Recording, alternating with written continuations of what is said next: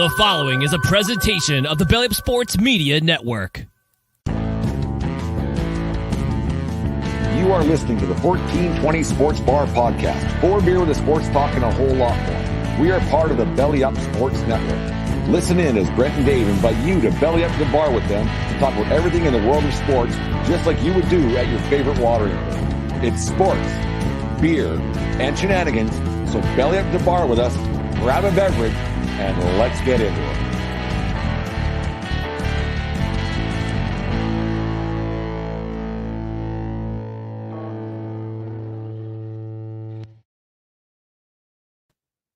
The 1420 Sports Bar Podcast, 4 beer sports talk, and a whole lot more on this second day of August 2023. Tonight's show is brought to you by SeatGeek.com, the SeatGeek app. Use promo code 1420pod at SeatGeek.com and save yourself $20 on your first purchase at the SeatGeek.com or on the app today. Dave, we're into August. The summer's not winding down, but it's getting to that point. We're having a discussion. Went for a pregame beverage with the wife there over at Brown's there, and we were deciding what to eat prior to. Do you have the same problem? Like, you and Kaylee have been together for a long time, and now you have Jasper in the wings there for 13 years or whatever it's been now. Do you have problems when it gets into summer? Like, what are we eating tonight? Especially when it's summer months. Like, what do we have? Me and Deanna was like, what are we eating? What do we got? What are we eating? Because we have that all the time. We're having a hell of a time figuring it out. No, and we talk about how we're going to have problems with it during the summer, because the last thing you want to do after being in the heat all fucking day is turn on a stove or turn on an oven. And even in standing in front of the barbecue is a little punitive. Yeah. Right. Like, if we're going to barbecue, I barbecue before my shower. So no, I got to sit there stinky. A meal tastes better when you're clean. I don't know, unless you're. I never thought that. It's a very good point. Yeah. Unless you're ravenous, right? Like, lunch, you can eat anywhere, right? Breakfast, you're out of bed. Like, you better be clean because you just went to bed and slept. So I'm hoping you're clean.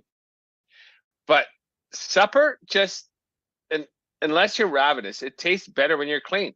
And I don't want to stand outside there fucking barbecuing steak or burgers or chicken when I'm clean. And then it's what you're eating afterwards. It's hot, it's not hot, like salad and this and that, like whatever you're gonna have. And you can't have a fucking a hearty stew on the second day of August, because it's just like, what the hell am I doing here? Although it fills you up pretty good. Like, eating in the summer is tough because you can only eat so many hot dogs and hamburgers and steaks or chicken, whatever. Like, you know what I mean? Like, it's tough. It is. It's tough. You're right. And, my wife is really good because she cuts up fruit. Like, I buy it. I do the grocery shopping, but we have cherries, we have cantaloupe, we have watermelon, like, all cut up. So all you need is a fucking toothpick and you can go nuts as long as I don't eat fruit. You should give cantaloupe and watermelon a rip, man. I think watermelon is the most overrated thing on the planet. I think you just have it because you're supposed to in summertime. I don't eat fruit. Okay, well, I'm not against it. I don't eat fruit. Well, you should try it. You should try watermelon on a hot summer day, because this weekend down in Old Havre, Montana. I'll they'll have some Moses Lake watermelon there. Right? Who knows what's going to happen in Havre for 6 days down there? My God! But anyways, Dave, the Major League Baseball trade deadline came and went yesterday. We won't get into the ins and outs and ups and downs of the whole thing, because really, I think a few teams made some moves that might help them win a World Series or get in the playoffs. Some teams decided to stand still. But the polarizing situation, I think, between my ears, was the New York Metropolitans. Mets are going to Met no matter what. They on their $300 million payroll, plus what they're going to be paying in the Steve Cohen, the multi-billionaire, he's going to be paying upwards of $400 million by the time the season's all said and done, with the tax he's going to pay and everything else. They went and they cleaned house. They got rid of David Robertson. I think it was last Thursday, their closer, because Diaz got hurt in the World Baseball Classic. And then on Sunday, you had Max Scherzer going to the Texas Rangers. And then yesterday they had Justin Verlander going back to the Houston Astros. That's $300 million with an M. $300 million gone. and on a fifth place in division team or fourth, whatever it is, because Washington's worse. $300 million gone with no hope in sight.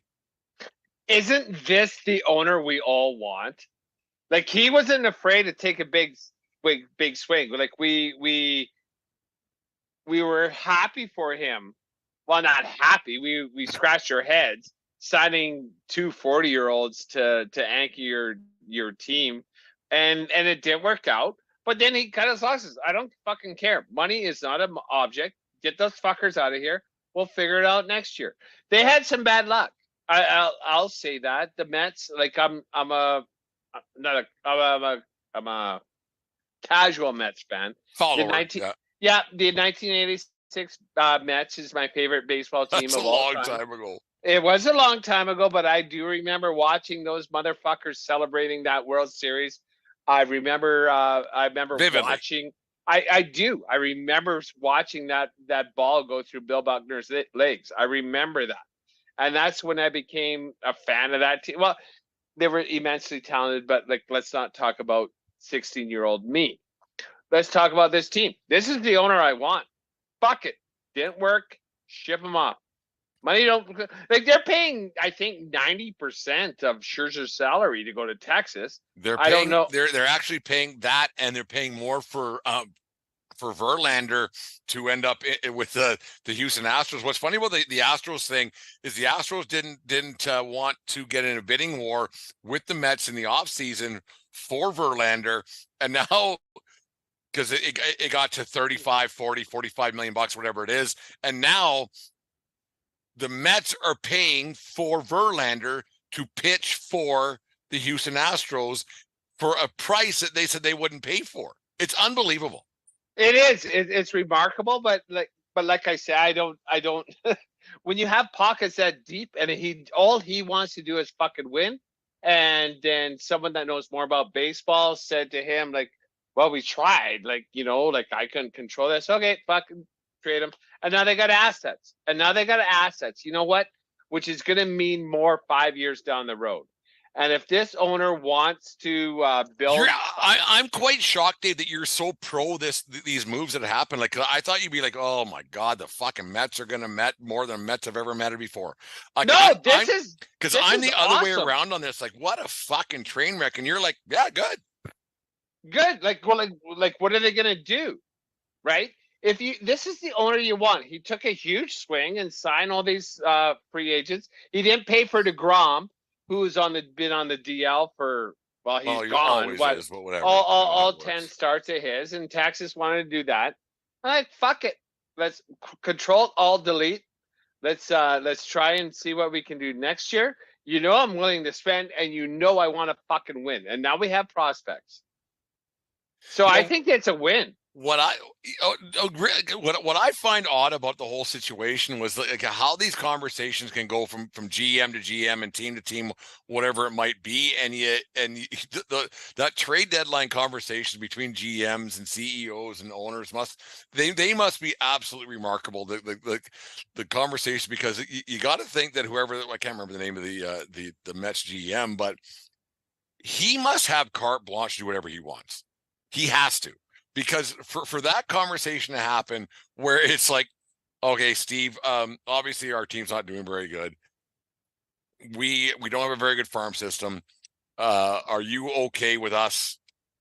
Are you okay with us just giving DeGrom or not Scherzer and Verlander away, and you'll pay for their salary too? Yep, 100%. Like, it's crazy to me.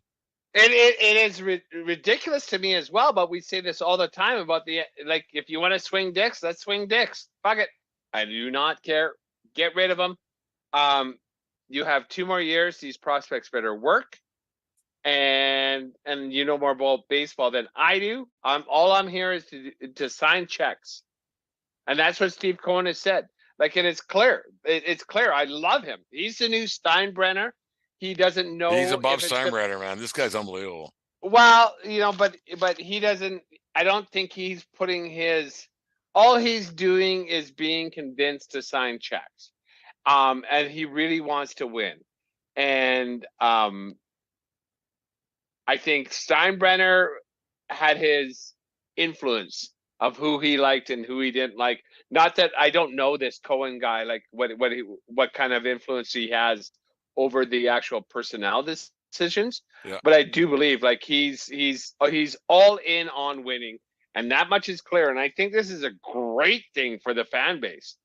And on that note, I keep saying closet Mets fan. I'm a Mets fan. I like the Mets. I'm not. I don't care. I don't lose sleep. I don't watch every game. Yeah, you're not buying a hat and a jersey every fucking week, but yeah, I know what you're saying. Correct. But Buck Showalter can fuck right off. I've always hated that motherfucker. I hated him when he was with the Yankees. I hated him when he was with Baltimore. I think he's the Mike Keenan of the MLB, and his way of doing things has passed. I'm not saying he's dumb. The thing with Showalter, he's tried to alter his ways and grow with the game a little bit and everything else, and he's tried to become a different manager, because it's a different game nowadays, and you're managing different personalities than they were, like we talked about a few weeks ago. That the different personalities in the game now, right? It's just a different sort of kid. The kids don't compete for the team; they compete for themselves, right? And he tried to get that, and it didn't happen. And I think the Steve Cohen kind of when the Mets hired Showalter, they were hoping that maybe he would be able to conform to new player, and it just never happened. It's just the Mets met at it like no other Mets teams met at it before. Like you got to say that $400 million, like you said, it doesn't mean nothing to that guy, but $500 million, still $500 million. Like I don't give a fuck, and if your interest is going to be okay. You're like, I'm sure Steve Cohen's fine. He's not too worried where his next paycheck's coming from, but it's a swing and a miss with that baseball team. That the Mets fans got to be thinking, okay, we went in all in this year. We won 101 games last year. I'm talking as a Mets fan. We won 101 games last year. We kind of shit the bed in the playoffs. And then we went out and got the Cy Young Award winner. And it did work. And committed to 80 million. No, actually, when it's all said and done, I think it's 161 or 171 million bucks for two pitchers who are in their 40s to go for it. And it just didn't work. And like how the fuck is that even a thing? Don't you think that discussion was had before they signed them both? Like, I don't know. I would hope so. Yeah, and then Cohen, like this tells me like Cohen was okay the risk reward.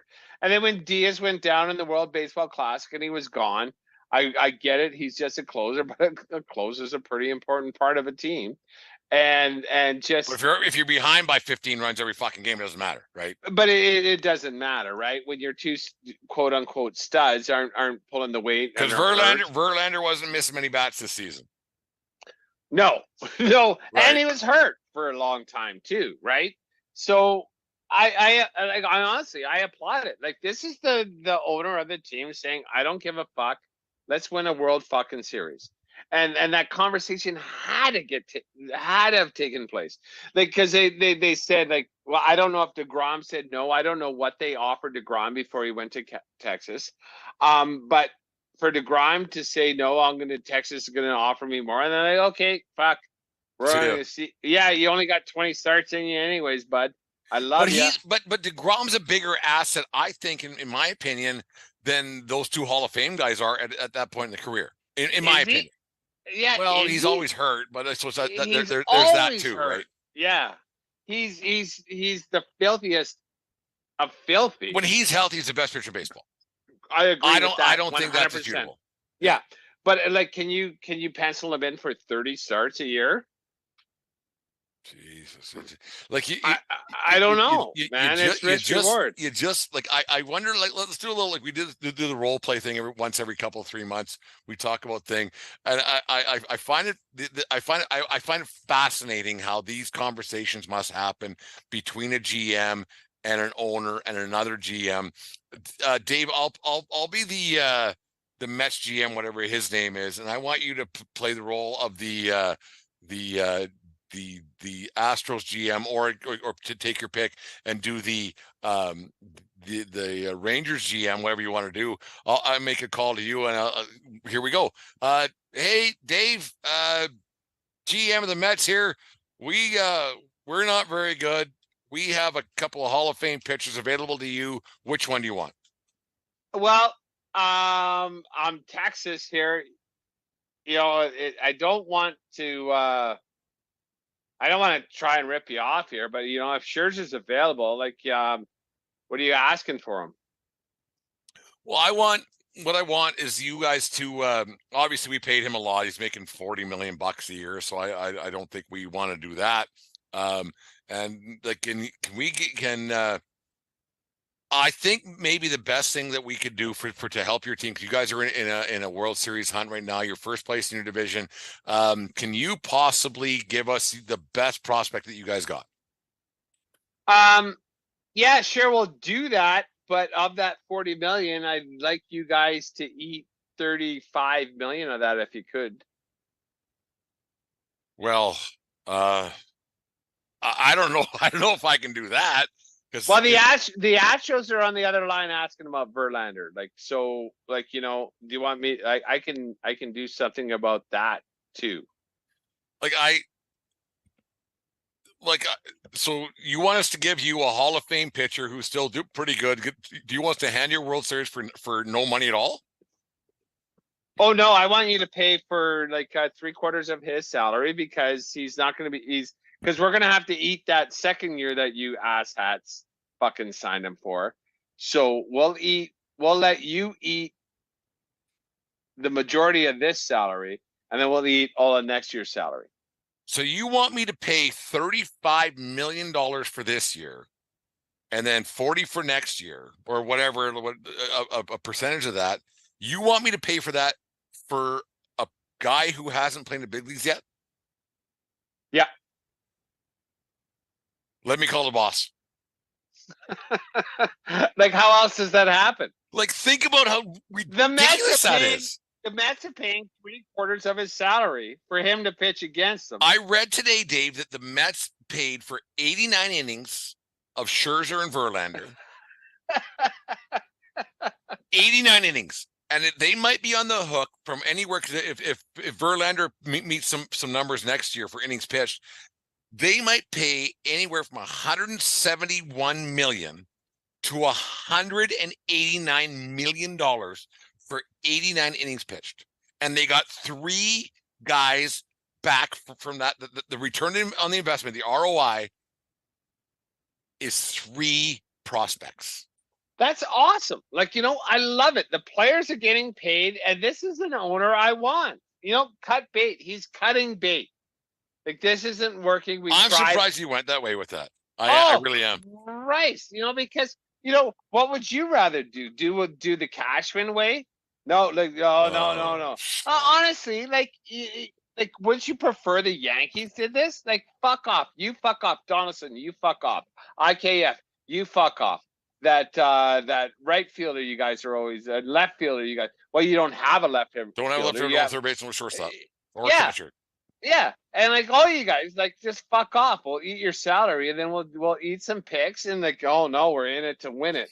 But wouldn't it scare you? Because let's say if you doesn't scare me at all as a fan. I want this. I want an owner that this is a fucking failure. And then try again next year. And try again next year. And money is not an option.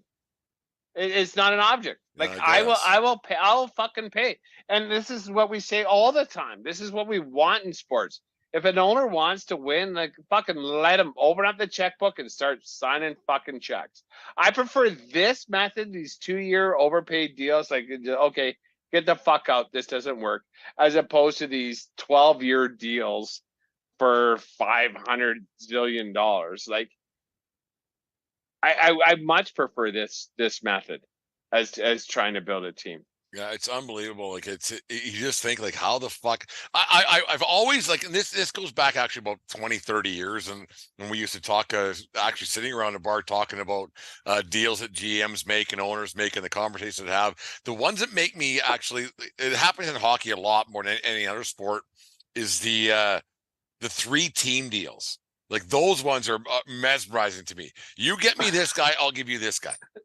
And I think that's more about managing I don't like salary. I don't like Yeah. you, so you get me this guy, I'll figure it out. I'm not dealing with Larry fucking Robinson or whoever the fuck, or Lou Lamoriello or whatever. Those ones, like, to be a GM in sports would be the best job. A hard job, but it would be the best job in the world. Wouldn't it? I imagine there's some sleepless nights, right? Like when they're going through an 8-game winless streak, or like when times are tough and like, fuck, this team looks good on paper. Like me and the coach and the owner are all on the same page. Man. This should work, but it's not. When things should work and it doesn't work. You know, this Mets team that was assembled in the off season. Even I think you and I even kind of joked about it with like signing these geriatrics to their pitching staff. Is like, fuck, really? This? Like we didn't have faith in that. No, we didn't. You really and I. didn't. No, and like, and the money they were given, like, really, like this? You think this is gonna work? And it didn't. And he's cutting bait. And that's why I think this is great. And in the in Major League Baseball, you can do that. You don't have the same kind of luxury of, I don't know. I don't know if literally giving a guy $30 million is a luxury. But if you have $30 million laying around on your couch and you can give it to a guy to play for another team, then do it. If money's not an object, then money's not an object. That's the most mind-blowing thing to me about this whole the Verlander situation, is that the Mets outbid the Astros for a Cy Young winner that played for the Astros last year. Won a icon. They I'm not with the Astros. Yeah. And they got outbid, and now the Mets are paying Verlander to go back to a World Series team to do the same fucking thing. Yep. It's mind-blowing to me. It blows me away too, but I love it. I love it. For two prospects that will never, I shouldn't say never, because we don't know. We don't prospects. know. We have no idea. Right. But I would put whatever on it that those two, the two prospects aren't going to the Hall of Fame, and those two prospects probably won't make $171 million combined in their careers. But here's what I'm going to say too. Imagine what it must be able to feel like to say, like, you know, hey, I paid you guys to do this. You didn't do that. Get the fuck out of here. Yeah, but you're paid. Get the fuck out of here. Get out. Go. Don't let the door hit you on the ass on the way out. And, you know, to be able to say that to Scherzer and Verlander, that would be awesome to be able to say that to someone. Of like, Hall of Famers, probably, like, they're both Hall of Famers, yeah. Yeah. So tell two Hall of Famers, to sign two Hall of Famers, and to tell two Hall of Famers, get the fuck out of here. Time to go. You guys fucking. We're rebuilding with a $300 million payroll. You fucking suck. Get out of here. It's unbelievable. It's unbelievable. Checks in the mail. Get lost. Is Dave, is the Mets GM job the best job in baseball? Because it's carte blanche. Right now it is, but let's talk in 2 years, right? Fuck. He tried and he swung hard, but they had some bad luck. You know, I think, you know, he's only a closer, but Diaz, the way he went down, that's a blow, right? Like everybody comes into spring, like, well, everybody was in spring training. Yeah. That sucks. That sucks for the team. And now you come in under a cloud, and then DeGrom's gone, and then you got these two geriatrics who have no connection with the team. They're just hired guns. It'd be tough. And you got Buck Showalter, who I imagine is just a fucking red ass walking around all the time. Like I said, I think he's pretty overrated as a manager. Hasn't won much, really, when it comes down to it. He hasn't won fuck all. He's been around the game forever, but hasn't won. Yeah, he's made the ALCS a couple times, and that's it. Yeah. He's always American League. Has he been in the National League before? I think this is his first National League job. I would say no, probably not. But yeah. No, sorry, but not that it matters. But I think Buck can fuck off too, right? He's underachieved, and players get tired of him.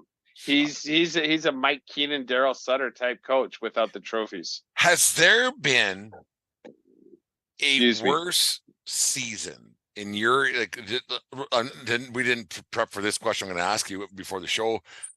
Has there been a worse season in North American professional sports that you can think of where a team spent that much money and the expectations were high that went so fucking south?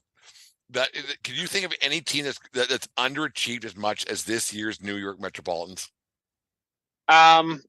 Probably not. Not like you said. I didn't know this question was coming. No, I don't. Well, maybe this year's San Diego Padres, but well, that's a good point, Dave. Like the Padres have spent $300 million, like 280 or whatever it is, and on, but they kind of get a free pass because they're on the West Coast. Everybody's in bed right now. But yeah, why do they get like all the pass, East Coast right? are in bed right now, and they're not talking about because the Mets are the Mets, right? So everybody talks about the Mets because they're in the biggest. They're in New York, right? But yeah. Like really, when you come down to it, you look at what the fucking money the fucking Padres have spent this year, and all the stars they have also up and down the lineup. Like it's like, kind of the same roster as the Mets, right? The Padres are better than the Mets, really. Yeah. And no one talks bull about them because everybody's in bed on the East Coast, and we don't hear about it. And they're not cutting bait either, right? Like they're saying, no, we're still in it. We're still in it. We're still in it. Is what they're saying. They're not in it. I can't believe that. I think they're right? 4.5, 5.5 out of a wild card spot, and that's a lot of teams to jump and everything else. I mean, Jesus Christ, it'd be tough being a Mets fan, or it'd be tough being a Padres fan. We're like, okay, why? Why is it so bad every fucking year? It's just a thing, right? Like a fucking Browns fan in the NFL, a fucking Flames fan in Calgary, Flames fan in Calgary. Like this looks way better on paper than it does like as we're going through things. And then like, what do? You change coaches again. You do this again. Like we at least in baseball, like they only signed them for 2 years, and you can sell guns for 2 years, right? Yeah. But like you can't do that in hockey. You can't do that in football. Football is the weakest fucking trade deadline sport of all of them. They must be doing things in visible ink because it fucking, I tell you what, it looks good on paper. So the ink's not very good because Jesus Christ, to miss that badly. Like it's but they and I don't care about the owners, like whether they got money to burn, whatever. But for the fans, you're like, Jesus, this is the year, and like, no, not once again, it's not. What do you think the owner of Pittsburgh Pirates is like looking at? Like, holy shit, I don't even have anybody to trade. Like, and he's throwing around 300. Like, he's paying 2 guys to play for other teams more than my fucking payroll. For 2 more years. For 2 more years. That's my fucking payroll. He's paying these fucking assholes to play for somebody else. And to maybe hand a World Series to somebody else. And I'm sending out greeting cards. Come to the greatest ballpark in the Major League Baseball. Rated best ballpark in Major League Baseball. Come see our park. Come see our park. Don't come see our team. Don't come see our team because you're gonna fucking you're gonna watch a bunch of people fucking take dumps on bases. And this asshole is now spending more money to pit 2 pitchers to play for other teams. $171 million it might cost him. It's remarkable to not pitch for their team. And then, like I say, for 3 prospects who might never play in the major leagues of baseball. Better work out. Otherwise, that's when you get nervous as a GM. And then, right? Because like 3 guys. You got all the money in the world behind you, and you got to sell the owner on it. But when you make trades like this, like one of these guys better work out. One of these guys better work out, right? And then that's $71 million to not play there. To not play there. Fuck me. For 3 guys who might not also play there. That's a lot of dinero. That is whatever Steve Cohen's business is. I hope it flourishes because this so far his his venture into the Major League Baseball ownership thing has not went very well. It hasn't. Well, Good on him, whatever. The results are, and his intentions are pure, right? He wants to win, and there's nothing more I love more than an owner that wants to win and is not afraid to sign the checks. And that would piss me off so much as a Pittsburgh fan, as a KC fan, as a Milwaukee fan. Obviously, this is New York, but this is so what he's doing is what Jerry Jones is trying to do with the Cowboys. But now Cohen has given his GM the ability to say, fuck it, this isn't working. Let's try again. And that's the one thing that the Mets fans can hang their hat on, is that they know that their owner means it, right? And they okay, look, he doesn't care. And I think Mets fans can take some solace in that and saying, well, next year's not 10 years from now, right? Yeah, we're not always going to be rebuilding. We're going to regroup and try again next year. And I think it's Mets fans can say, well, let's give it a shot, right? Because they do have pieces there, right? It's just a matter, and at the end of the day, too, it's crazy. There's a little bit of luck involved in any kind of magical season, right? Yeah. Like an injury here and there, and I think this Diaz thing started him off on the wrong foot. But the old karma thing kind of happened, right? So one of those things. But yeah, whereas Cashman think the Yankees are in it to win it, and I shared that clip with you, and they're not. They're ready. They're in it to win it. I heard the GM say they're in it to win it. No, he's lying. But anyways, the 1420 Sports Bar Podcast. Look how I got rid of that one right away. The 1420 Sports Bar Podcast. 4 Beer Sports Talking a whole lot more. This thing was brought to you by SeatGeek and the SeatGeek app. Use promo code 1420pod at SeatGeek.com today and save till $20. Don't buy Yankee tickets anyways at SeatGeek.com. $180 million to not play there. It's fucking nuts. It's nuts. Oh, I would love the ability to sign that check, right? $180 million. I will try. Oh, you know what? I gotta try. Maybe I'm gonna do that as a business plan to never. How much would you pay to never see me again? I bet you Deanne would pay pretty good money for that. Really? Like $100? 75. We'll talk. My people. You just listened to the 1420 Sports Bar Podcast. 4 Beer with Sports Talking a whole lot more. We are part of the Belly Up Media Network. Let's get into it.